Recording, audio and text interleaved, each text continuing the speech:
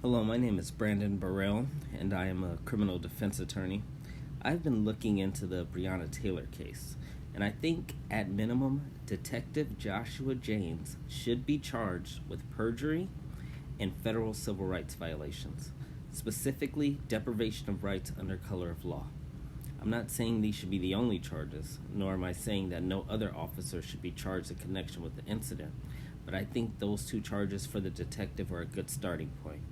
Breonna Taylor was shot and killed in her home on March 13th by police officers from the Louisville Police Department while they were serving a no-knock warrant.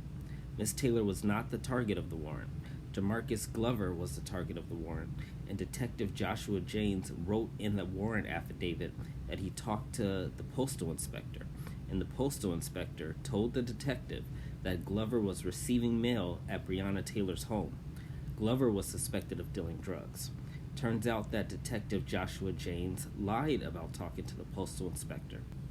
The postal inspector has come forward and said that Jaynes' law enforcement office never contacted the inspector. The inspector said a different law enforcement office contacted the inspector in January of this year, but the postal inspector told that office that there were no suspicious packages being sent to Taylor's address. So Detective Jaynes lied in order to obtain the warrant, and Breonna Taylor died during the execution of that warrant. When the police entered Taylor's address, Breonna Taylor's boyfriend, Walker, who was there, thought reasonably it was a break-in. The officers entered in plain clothes, no body cam. It is disputed whether the officers knocked, but they applied for a no-knock warrant, so I don't know why they would apply for a no-knock warrant and then knock anyway. Also, none of the neighbors in the building have said they heard knocking or an announcement.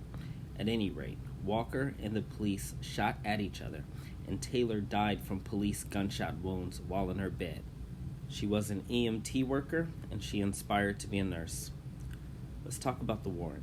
In order to get a warrant, the police write what is called an affidavit for a judge to read and to decide whether to grant. These are commonly rubber stamped by judges who presume the police are telling the truth and know what they are doing.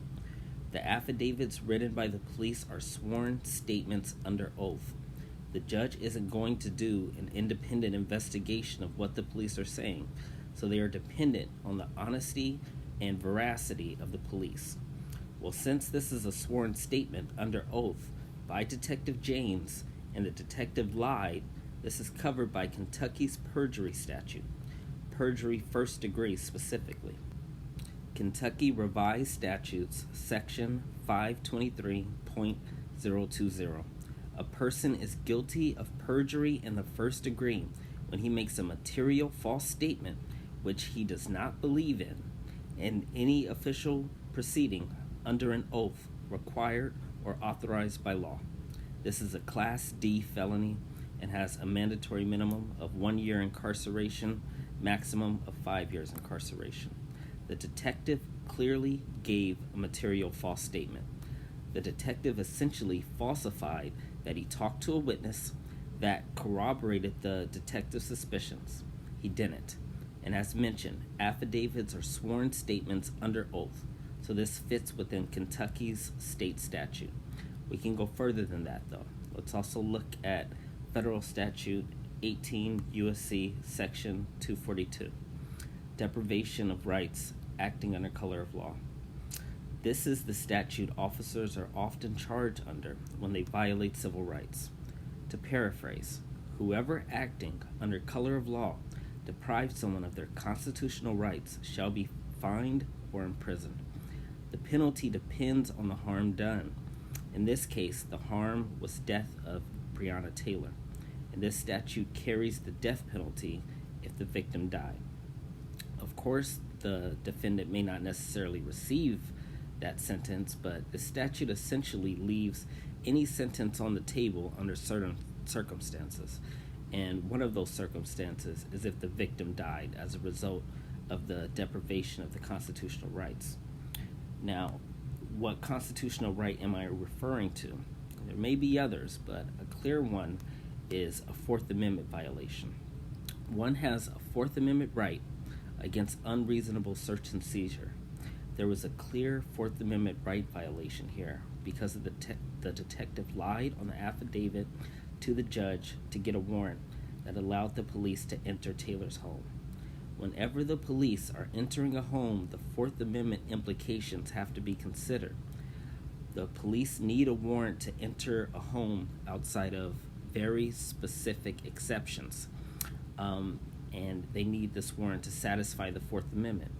The problem is that the officer lied to get the warrant. What is color of law?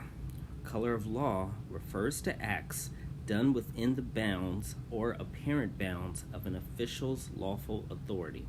The detective was submitting an affidavit for a warrant which is definitely within the scope of a law enforcement officer's duties. So the actions were clearly under color of law.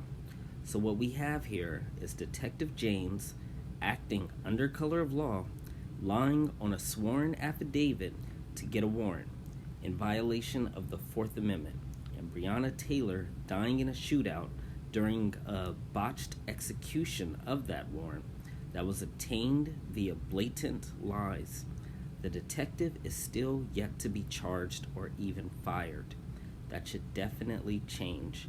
Detective Jaynes is absolutely criminally liable on state charges and federal charges.